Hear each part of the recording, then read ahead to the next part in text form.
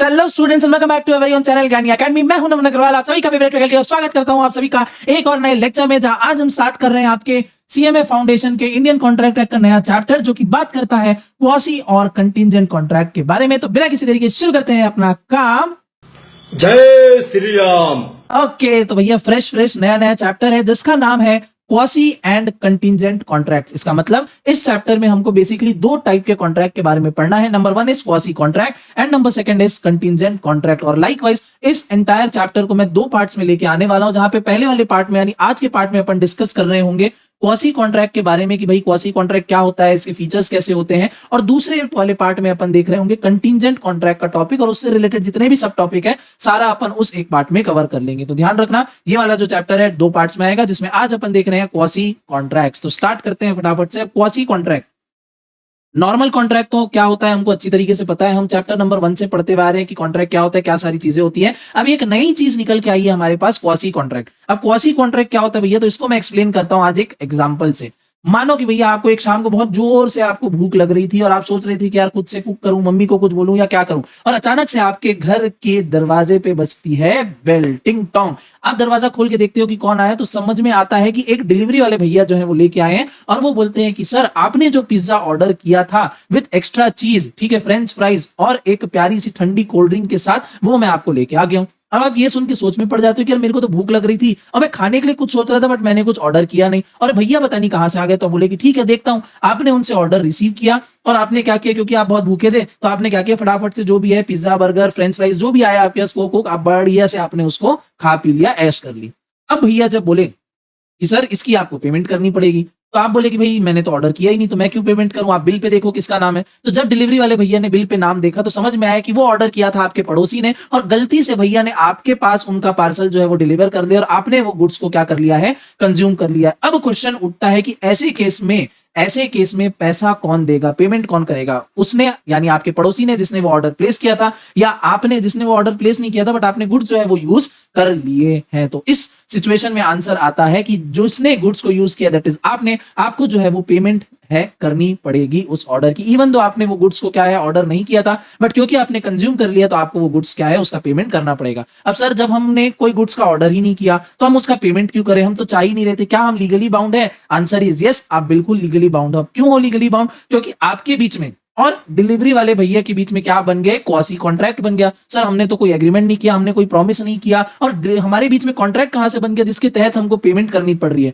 तो ऐसे कॉन्ट्रैक्ट को ही बोला जाता है क्वासी कॉन्ट्रैक्ट। मतलब समझे? नहीं, थोड़ा और क्लियर करता हूं। क्वासी कॉन्ट्रैक्ट मतलब ऐसे कॉन्ट्रैक्ट होते हैं जहां पे नॉर्मल कॉन्ट्रैक्ट से अलग चीजें होती हैं, ठीक है, जो लॉ को ध्यान में रखते हुए, लॉ यानी लॉ मतलब क्या, यहाँ पे लॉ का मतलब अपन देखेंगे यहाँ पे कि लॉ मतलब है भैया जस्टिस मिलना चाहिए, ठीक है, इक्विटी और जस्टिस का कॉन्सेप्ट यहाँ पे लगेगा कि भैया गुड्स क्योंकि आपने यूज किए हैं तो जाहिर सी बात है उसका पेमेंट भी आप करोगे, ना कि आपका नेबर करेगा। हाँ, अगर नेबर के पास गुड्स डिलीवर होता बट ऑब्वियस सी बात है वो उसको यूज करता, वो उसको पे कर देता, बट क्योंकि गुड्स आपने डिलीवर कर, आपके पास डिलीवर हो गया, आपने गुड्स को यूज कर दिया, जबकि आपके पास ये ऑप्शन अवेलेबल था कि आप मना कर सकते थे या बोल सकते थे कि मैंने तो गुड्स का कोई ऑर्डर ही नहीं किया, मैंने कोई फूड डिलीवरी मंगवाई नहीं है, तो मैं इसको नहीं लूंगा। अगर आप मना कर देते ठीक है, बट आपने उसको एक्सेप्ट कर लिया, आपने उसको यूज कर लिया, तो पेमेंट जो है आपको करनी पड़ेगी। और क्यों करनी पड़ेगी? क्योंकि आपके और फूड डिलीवरी वाले भाई साहब के बीच में क्या हो गया है, एक क्वासी कॉन्ट्रैक्ट बन गया है। कैसे बन गया? ये लॉ ने आपके ऊपर इंपोज्ड कर दिया, यानी जो न्याय संगत बात है, जो जस्टिस रिलेटेड बात है, वो अब क्या हो चुकी है, आपके ऊपर इंपोज हो चुकी है। अब आपको क्या करना पड़ेगा, उस गुड्स का पेमेंट करना पड़ेगा, उस फूड का आपको क्या करना पड़ेगा, पेमेंट करना पड़ेगा। And this is what is known as quasi contract, यानी मान ना मान मैं तेरा मेहमान वाली चीज यहाँ पे हो जाती है कि लॉ जब आपको इन्फोर्स करता है कि भैया आपने कोई चीज यूज की है या कुछ भी हुआ है, अब आपको पेमेंट करना है, तो आपको पेमेंट करना पड़ेगा, क्योंकि आपके बीच में क्या हो गया, क्वासी कॉन्ट्रैक्ट हो चुका है, ठीक है। अब क्वासी कॉन्ट्रैक्ट देखो फॉर्मल कॉन्ट्रैक्ट से थोड़ा अलग है। फॉर्मल कॉन्ट्रैक्ट में हमको पता होता है हम क्या ऑफर कर रहे हैं, हम क्या चीज एक्सेप्ट कर रहे हैं, कितना हमको रिटर्न में कंसिडरेशन देना है, अगर सामने वाला ब्रीच यानी कॉन्ट्रैक्ट को तोड़ेगा तो क्या फाइन पेनल्टी होगी, सब चीज हमको पहले से पता होती है। बट क्वासी कॉन्ट्रैक्ट में क्या है, कुछ भी चीज हमको पता नहीं है, कुछ भी चीज हमको पता नहीं, और अचानक से क्या हो जाता है लॉ के अंदर, ठीक है, कुछ सिचुएशन ऐसी बन जाती है कि लॉ के तहत हमको क्या करना पड़ता है, हमको हमारा काम करना होता है। जैसे एक और एग्जांपल आपको देता हूं, आप रास्ते से जा रहे थे, भेलपूरी खा रहे थे, आपको मिर्ची लगी और आप पानी के लिए आप इधर उधर ढूंढने लग गए, आपको पानी तो नहीं मिला, बट आपको रोड में पड़ा हुआ मिल गया एक मस्त सा पर्स। अब आपने वो पर्स को उठाया अब बताओ, आप जैसे ही आपने उस पर्स को उठाया, आपकी क्या जिम्मेदारी है? वो पर्स तो आपका है नहीं, तो आपकी जिम्मेदारी है कि वो पर्स जिसका भी है, ठीक है, एक अच्छे सिटीजन होने के नाते वो पर्स जिसका भी है, आपको उस पर्स के ओनर को ढूंढना चाहिए। आपको क्या करना चाहिए? उस पर्स के ओनर को ढूंढना चाहिए। ये आपका जो है पहला राइट बनता है, ठीक है। तो अब क्या हो गया, जैसे ही आपने वो पर्स को उठाया, आप और जो पर्स का ओनर है उसके बीच में क्वासी कॉन्ट्रैक्ट हो गया। लॉ ये बोलता है कि आपने अगर आपको कोई ऐसा गुड्स है जो मिला है रोड पे, तो आपको क्या करना है? उसके ओनर को ढूंढना है। ये आपके ऊपर जिम्मेदारी जो है वो क्रिएट हो चुकी है। तो ये भी क्या हो गया, आपके और किसी अनजान थर्ड पर्सन के बीच में, आपको पता भी नहीं है बट अनइंटेंशनली कह लो या किसी भी और तरीके से कह लो, आपके और उस पर्सन के बीच में एक कॉन्ट्रैक्ट जो है वो क्रिएट हो चुका है, and that contract is known as quasi contract. तो दो बहुत ही लेजिटिमेट एकदम बेसिक वाले एग्जांपल मैंने आपको क्वासी कॉन्ट्रैक्ट के दिए हैं। आई होप आपको जो कॉन्सेप्ट है वो समझ में आया होगा, बट फिर भी अगर कोई डाउट रह जाता है तो अपन अभी उसको शांति से टेक्स्ट रीड करेंगे और अच्छी तरीके से समझेंगे। देखो क्या है quasi contract.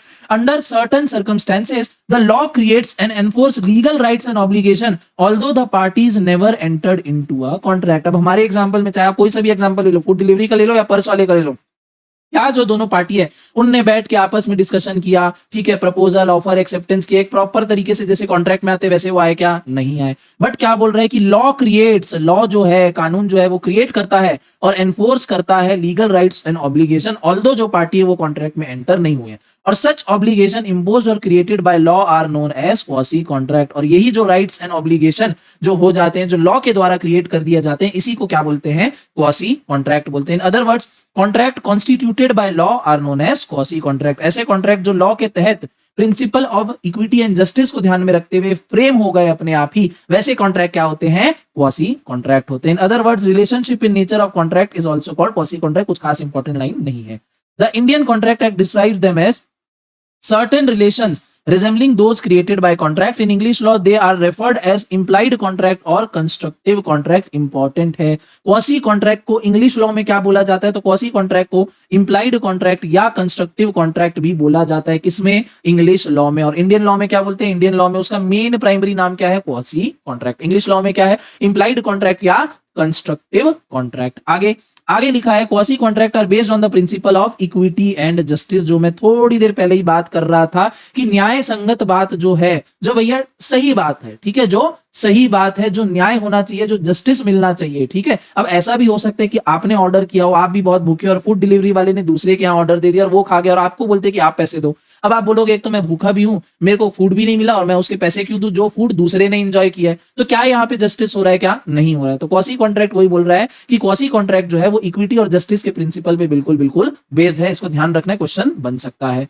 The claim based on quasi contracts is generally for money. The remedy in quasi contract is only compensation and not damages. अब क्वासी कॉन्ट्रैक्ट में जो भी रेमेडी मिलनी है, जो भी कंपनसेशन मिलना है, वो क्या होगा? सिर्फ और सिर्फ कंपनसेशन ही होगा, डैमेजेस नहीं होंगे, ठीक है। कुछ नुकसान हो गया किसी के बदले नहीं होगा, बस हाँ जो कंपनसेशन मिलना है उतना ही मिलेगा। जैसे A delivers goods to B mistaking him to be C and B consumes them, ठीक है। ए क्या किया है?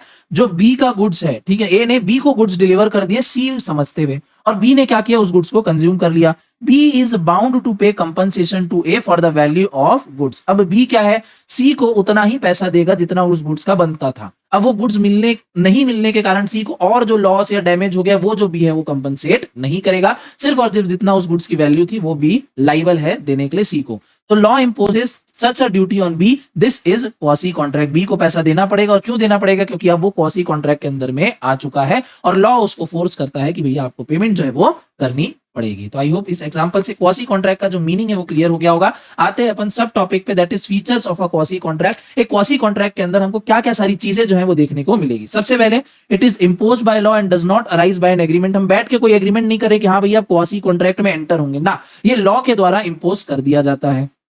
Second point is, it is duty of a party and not the promise of a party that is the basis of such contract। अब ये क्या है? ये आपकी ड्यूटी है। ये क्या है? आपकी ड्यूटी। आपने किसी को कोई प्रॉमिस तो नहीं किया, आपको तो नहीं पता था कि आप रास्ते पे जाओगे तो आज आपको पर्स मिल जाएगा, और आपने किसी को प्रॉमिस किया कि तुम्हारा अगर कभी पर्स घूमेगा मैं ढूंढ के दूंगा, ना, ये आपको पर्स मिला है। अब आपकी ड्यूटी है कि आपको उसके जो ट्रू ओनर है उसको आपको ढूंढना है। तो जो बेसिस है कॉन्ट्रैक्ट, मतलब कॉन्ट्रैक्ट जिस बात पे टिका है वो है ड्यूटी, ना कि कोई प्रॉमिस। नॉर्मल कॉन्ट्रैक्ट क्या होता है? प्रॉमिस पे टिका होता है कि हाँ मैंने प्रॉमिस किया है आपको इतना इतना गुड्स में डिलीवर करूंगा, अगर नहीं कर पाया इतना इतना आपको मैं कंपनसेशन दूंगा। बट यहाँ पे कोई प्रॉमिस नहीं, यहाँ पे क्या है? ड्यूटी, आपका कर्तव्य के ऊपर ये पूरा कॉन्ट्रैक्ट टिका हुआ है। Third point is the right under it is always a right to money and though not always to liquidate a sum of money. इसमें जो भी राइट होता है it is always a right to money. Fourth point is the right is available against specific person and not the whole world. Right जो है सिर्फ और सिर्फ स्पेसिफिक पर्सन के अगेंस्ट में ही होगा, पूरी दुनिया के खिलाफ नहीं होगा। जैसे ए बी और सी वाला ऊपर एग्जांपल था, तो सी को गुड्स नहीं मिले, बी ने कंज्यूम कर लिया, तो सी जो है वो पैसा सिर्फ और सिर्फ बी से लेगा। ऐसा नहीं है कि वो सी जाके किसी डी से या एक्स वाई जेड किसी से पैसा ले लेगा ना, सिर्फ और सिर्फ स्पेसिफिक पर्सन के ऊपर ये अप्लाई होता है, किसी होल वर्ल्ड के ऊपर, पूरे गली मोहल्ले के ऊपर अप्लाई नहीं होता है। Last point is A suit for breach may be filed in the same way as a case of a complete contract। भैया सूट फॉर ब्रीच, ब्रीच यानी क्या होता है, कॉन्ट्रैक्ट तोड़ना। कॉन्ट्रैक्ट क्या है, तोड़ना, और सूट मतलब यहाँ पे हो जाता है केस वगैरह कर देना। तो अगर आपका कॉन्ट्रैक्ट वगैरह टूटता करता है तो आप केस कर सकते हो, किसी भी नॉर्मल कॉन्ट्रैक्ट की तरह आप इसमें बिल्कुल सामने वाली पार्टी के ऊपर केस कर सकते हो। जैसे ए ने सामान गलती से डिलीवर कर दिया बी को, बी ने उसको कंज्यूम कर दिया, बी मना कर रहा है पैसा देने से, तो सी जो है वो बी के खिलाफ केस कर सकता है। क्लियर बात एकदम? हाँ जी, ठीक है। अब आते हैं अपन टाइप्स ऑफ क्वासी कॉन्ट्रैक्ट पे, और मेरे हिसाब से हाँ इसके बाद एक नॉर्मल डिफरेंस बिटवीन का टॉपिक है, फिर आज का लेक्चर खत्म हो जाएगा। Types of quasi contract. The Indian contract act deals with the following quasi contractual obligation. किस किस टाइप के, एक हल्के हल्के वेरिएशन है जो अब अपने को देखने, जो आपके इंडियन कॉन्ट्रैक्ट एक्ट के वेरियस डिफरेंट सेक्शंस में मेंशन है। आते हैं सबसे पहले claim for necessary supply to a person incompetent to contract, section number 68। Side heading से ही अपने को काम समझ में आ रहा है, क्या बोल रहे हैं, claim for necessary supply to a person incompetent to contract, यानी किसी एक ऐसे पर्सन को जो कॉन्ट्रैक्ट में एंटर नहीं हो सकता। अब कौन कौन से पर्सन कॉन्ट्रैक्ट में एंटर नहीं हो सकते, तो भैया कोई माइनर नहीं एंटर हो सकता, कोई अनसाउंड माइंड का पर्सन कॉन्ट्रैक्ट में एंटर नहीं हो सकता। तो ऐसे अगर पर्सन को हम नेसेसरी थिंग्स सप्लाई कर रहे हैं, नेसेसरी जो उसके भैया सर्वाइवल के लिए जरूरी है, ठीक है, अगर उसको मैसेज सप्लाई कर रहे हैं ऐसी चीजें, ऐसे पर्सन को जो इनकम्पिटेंट टू कॉन्ट्रैक्ट है, तो उसके अगेंस्ट में हम क्लेम कर सकते हैं, उससे पैसा जो है मांग सकते हैं। Where necessaries are supplied to a person who is incompetent to contract, the supplier is entitled to recover the price from the property of the incompetent person under section 68 of the Indian Contract Act। अब कहां से recover करेगा, तो उसकी property से सामने वाला person यानी जो सप्लायर है वो रिकवर कर सकता है उसका पैसा। For example, A supplies B a minor with necessaries suitable for his condition in life, A is entitled to be reimbursed from B's property. अब ऐसा नहीं है कि भैया सामने वाला पार्टी तो कॉन्ट्रैक्ट कर नहीं सकता तो तुम क्यों उसको सप्लाई कर रहे हो ना, अगर आप उसको नेसेसरी चीज जो है जो उसकी लाइफ के लिए जरूरी है वो अगर आप उसको सप्लाई कर रहे हो तो आप उससे पेमेंट ले सकते हो, ये आपका हक बनता है। वो सामने वाला पर्सन अपनी प्रॉपर्टी में से आपको क्या करेगा, पेमेंट देगा। प्रॉपर्टी मतलब घर मकान मत समझने लगना, प्रॉपर्टी में कैश, ठीक है, ज्वेलरी वगैरह, ये सारी चीजें पेटीएम से भी बैंक ट्रांसफर कर दिया, सारी चीजें आती है। आगे point number 2, payment by an interested person, section number 69। ध्यान से समझना, a person who is interested in the payment of the money for which another person is bound by law to pay and who therefore pays it is entitled to be reimbursed by the other. In order to apply section 69 following condition must be satisfied। क्या बोल रहा है, ध्यान से समझना। Payment by an interested person, क्या बोल रहा है, person who is interested in payment of money of which another is bound by law to pay. जैसे भैया ए बी और सी है, ठीक है, ए को कुछ पेमेंट लेनी है बी से, ए को क्या है कुछ पेमेंट लेनी है बी से, बट सी क्या है, इंटरेस्टेड है। बेगानी शादी में अब्दुल्ला दीवाना, भाई ए को पेमेंट लेनी है बी से, सी का कोई रोल ही नहीं है, बट सी क्या बोल रहा है, C is a person who is interested in payment of money of which another is bound to pay by law. अब सी क्या है, इंटरेस्टेड, और सी कर देता है ए को payment, and who therefore pays it, C क्या कर दिया, ए को कर दिया payment, is entitled to be reimbursed by the other. By the other कौन है, बी, बी से वो बाद में पैसे ले सकता है। सी जो है बी से क्या कर सकता है, बाद में पैसे ले सकता है। समझ रहे हो आप, समझ रहे हो? तो ऐसे केसेस कब अराइज होंगे, ऐसे केसेस तब अराइज होंगे जैसे मान लो भैया बी उस समय पैसा नहीं दे सकता, उसके पास पैसा नहीं हो, सी उसका बहुत अच्छा दोस्त है, तो बी के बदले में सी क्या है, ए को पेमेंट कर देता है। और कंसिडरेशन वाले चैप्टर में अपन ने पढ़ा है कि कोई भी कंसिडरेशन जो है वो थर्ड पार्टी से फ्लो हो सकता है इंडिया में। तो सी ने फॉर द टाइमिंग ए को पेमेंट कर दी, और सी जो है बाद में बी से उसको लीगली जो है वो ले सकता है, रिकवर कर सकता है। बट सेक्शन 69 को अप्लाई करने से पहले ये जो सारी कंडीशन है वो फुलफिल होनी चाहिए। सबसे पहला क्या, the payment made should be bona fide for the protection of one's interest. भैया पेमेंट जो है बोनाफाइड जेन्युइन होनी चाहिए। बी की इज्जत बचाने के लिए यहाँ पे क्या कर रहा है, सी पेमेंट कर रहा है। सी का यहाँ पे कोई फायदा है क्या, ना, तो बिना फायदा के अपनी इच्छा से क्या कर रहा है, सी पेमेंट कर रहा है, तो ये पहली कंडीशन होनी चाहिए। Without expecting something in return C क्या कर रहा है, पेमेंट कर रहा है। सेकंड है भैया the payment should not have been made graciously और वॉलंटरीली। अब सी भैया दान नहीं कर रहा है, ठीक है। सी चलो बी की मदद करने के लिए उस समय तो पेमेंट कर दे रहा है, बट ऐसा नहीं है कि सी को वो पैसा चाहिए ही नहीं, सी को पैसा चाहिए अभी नहीं, बाद में वो ले लेगा। तो सी का इंटेंशन ये नहीं होना चाहिए कि भाई चल ठीक है फ्री में मैं तेरी मदद कर दिया, ठीक है, फ्री में मैंने तेरे लिए दूसरे को पैसा दे दिया ना।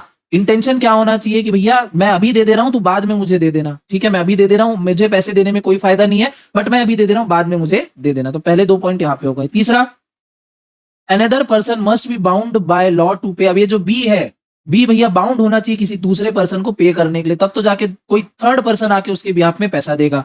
और last point is the payment must be made to a third party and not to himself. जो पेमेंट है वो किसी थर्ड पर्सन को दे रहा हो, अपने आप को ही नहीं दे रहा। और ना ऐसे मत हो जाए कि बी ने सी से उधार लिया था, सी बोलते हैं ठीक है तू नहीं दे पा रहा, मैं अपना उधार अपने को ही दे देता हूँ, बाद में तू मेरे से पैसा दे देना। तो ये तो कोई यहाँ पे सेंस ही नहीं बना, ठीक है। तो सेंस तभी बनेगा जब किसी थर्ड पार्टी को ही क्या हो रही हो, पेमेंट हो रही हो। आई होप ये एबीसी वाले एग्जाम्पल से क्लियर हो गया होगा।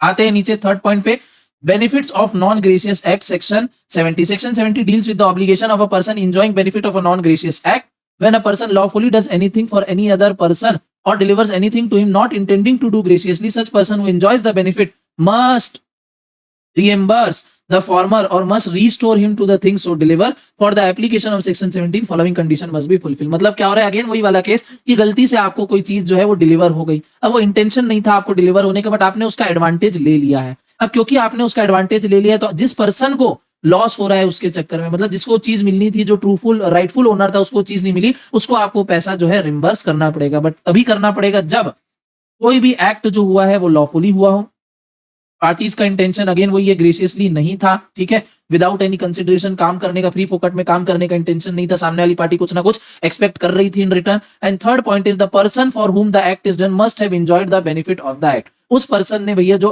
जो भी चीज उसको डिलीवर हुई है, फॉर एग्जांपल, ठीक है, उसने उस चीज का बेनिफिट लिया हो, ठीक है, उसको बेनिफिट हुआ हो। अब बेनिफिट हुआ है तो पेमेंट उसको करना पड़ेगा। Next is responsibility of finder of goods section 77। वही मैंने बताया, अगर कोई भी चीज आपको मिल जाती है, आपका राइट बनता है कि आप उसके ट्रूफुल ओनर को ढूंढो। A person who finds goods belonging to another and takes them into his custody is liable as a bailee. The finder of a goods must try to find out the real owner of the goods and deliver the goods to him on his demand. The obligation are imposed on the finder of goods by section 71 of the Indian Contract Act. Again वही चीज जो मैंने बहुत starting में इस lecture के बता दी थी। Fifth point is money paid by mistake और अंडर कोर्जन सेक्शन 72। गलती से क्या हो गया, यहाँ पे मनी ट्रांसफर हो गया। कभी कभार हो जाता है हम ऑनलाइन कभी कुछ पेमेंट करें, 1-2 नंबर इधर उधर हुआ, गलती से ए की जगह बी को पेमेंट चले गया, तो उस केस में हम क्या कर सकते हैं, सामने वाले पार्टी जो है वो बाउंड है आपको वो पैसा रिम्बर्स करने के लिए। जैसे भाई अगेन ए बी सी है, ए को पेमेंट करना था, बी को गलती से 1-2 नंबर इधर उधर हुआ, पेमेंट चले गया सी को।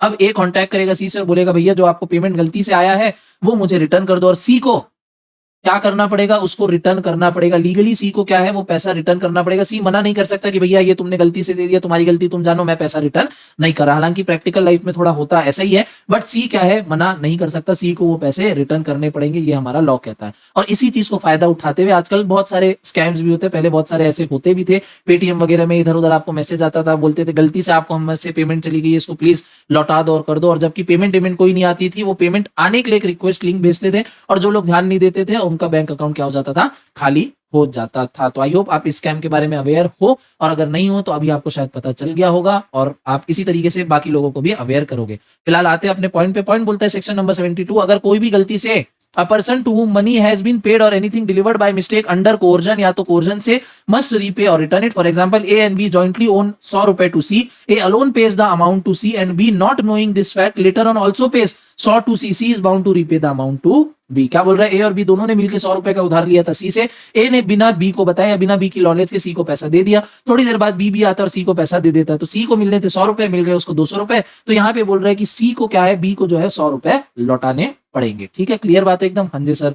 अब आते हैं अपन आज के छुटंके से लास्ट बचे हुए टॉपिक पे, दैट इज नॉर्मल कॉन्ट्रैक्ट और क्वासी कॉन्ट्रैक्ट के बीच में डिफरेंस क्या है। तो दो बेसिक डिफरेंस जो आपकी मॉड्यूल में दिए गए वही मैं अभी एक्सप्लेन करने वाला हूं। हो सकता है जब आपको नोट्स मिले तो मैं इसमें कुछ एक्स्ट्रा पॉइंट जो है वो ऐड कर दूंगा, बट क्योंकि वो आपकी मॉड्यूल में नहीं है तो बहुत ज्यादा ध्यान देने की जरूरत नहीं, बट पढ़ लेना, कहीं ना कहीं से कुछ ना कुछ करके काम आपको आ जाएगा वो। ठीक है, मैं ट्राई करूंगा डालने का, बोल नहीं रहा हूं, कमिट नहीं कर रहा हूं।